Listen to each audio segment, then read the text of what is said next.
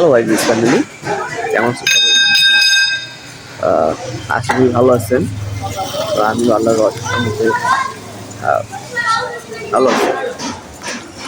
তো আজকে কথা বলবো যে আপনারা যারা আইবিএসসি ঘুরতেছেন আপনারা অবশ্যই কিছু এক্সারসাইজ করবেন, অবশ্যই করবেন। কারণ এক্সারসাইজ করলে হয় কি, আপনার মেন্টাল যে এনজাইটি এটা থেকে আপনি রিলিফ পাবেন, এটা রিলিফ হয়।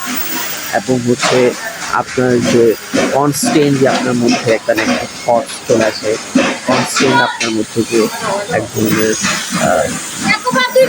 ভয় কাজ করে, তারপর এক ধরনের মানে আনস্যাটিসফ্যাকশন কাজ করে। এই জিনিসগুলো আপনার ফিল করতে যতটুকু আপনার মেডিসিন হেল্প করবে, এর সাথে আপনার বিভিন্ন ধরনের এক্সারসাইজ হেল্প করে। ঠিক আছে, যেমন প্রাণায়াম একটা জিনিস আছে যেটা হচ্ছে কাইন্ড অফ লাইক ফিজিওথেরাপির মতো। তারপর অনেকে সিবিটি নেয়, যেটা কগনিটিভ বিহেভিয়ার থেরাপি। অনেকেই সাইকোলজিস্টের কাছ থেকে কাউন্সিলিং করে আর কি। তো ওইটাও ভালো, কাউন্সিলিং মানে কথা বলে আর কি আপনার ভিতর থেকে সব কিছু জানে, তারপর আপনাকে একটা গাইডলাইন্স দেয়। তো এটা ভালো, এটা আমি খারাপ বলবো না, খুব ভালো এটা। আর আপনারা যেটা বাসায় করতে পারেন সেটা হচ্ছে ব্রিদিং এক্সারসাইজ, যেটা হচ্ছে শ্বাস প্রশ্বাসের ব্যায়াম।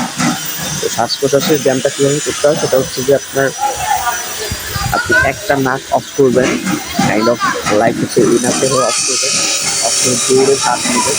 শ্বাস নেওয়ার পরে আস্তে আস্তে করে আপনি শ্বাসটা এভাবে আপনি এক নাক করবেন, লাইক এটা ধরে আপনি এটা ধরে শ্বাস নেবেন, আপনি এটা ধরে এটা দিয়ে শ্বাস নেবেন। এই হচ্ছে এভাবে আপনি প্রতিদিন সকালবেলা যদি পারেন, প্রতিদিন সকালবেলা আপনি 15 থেকে 20 মিনিট আপনি এই এক্সারসাইজটা করবেন।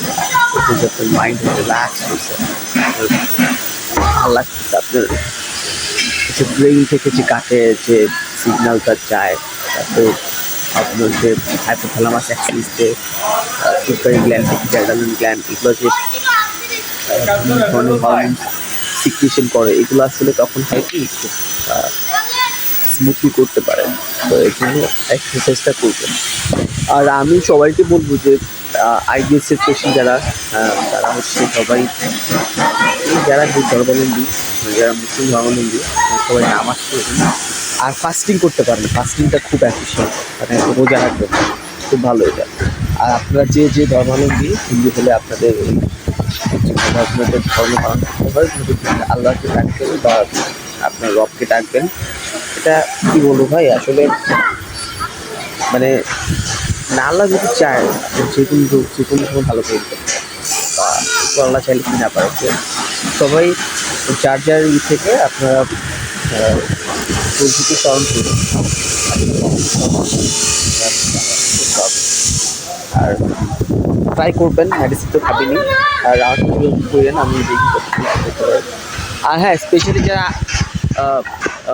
প্রবাসে আছেন তারা কিন্তু অনেক বেশি কষ্টে আছে। মানে অনেকে দেখছে যে প্রবাসে গিয়ে আইবিএস করতে, তো এটা খুব একটা সমস্যা। প্রবাসী যারা আইবিএস করতেছে তাদের জন্য আমি মনে করি যে খুবই পেনফুল। এমনি কি একটা অন্য দেশে আছে, কাজ করতেছে, কষ্ট করতেছে, এর মধ্যে যদি আইবিএস হয়ে যায় তাহলে লাইফটা হেল হয়ে যায়। যারা প্রবাসে আছেন আমাকে যোগাযোগ করবেন, আমি যথেষ্ট ট্রাই করবো যেভাবে হেল্প করার সেভাবেই।